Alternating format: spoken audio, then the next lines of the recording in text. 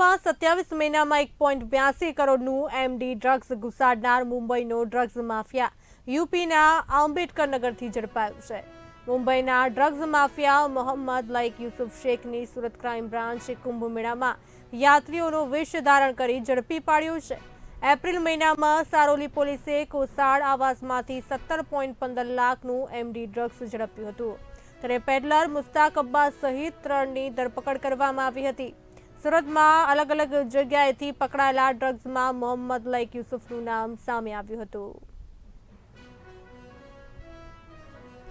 Surat crime બ્રાન્ચની team દ્વારા UP આંબેડકરનગરથી Mohammad Laiq Yusuf Sheikh નાઓને પકડી પાડવામાં આવ્યો છે, જે સુરત સિટીના અલગ અલગ 7થી વધુ કેસોમાં એનું નામ ખુલી ચૂક્યું છે। સુરતનો મેઇન સપ્લાયર છે। 7થી વધુ કેસોમાં એ વોન્ટેડ તરીકે છેલ્લા 3 વર્ષથી એનું નામ ચાલતું હતું।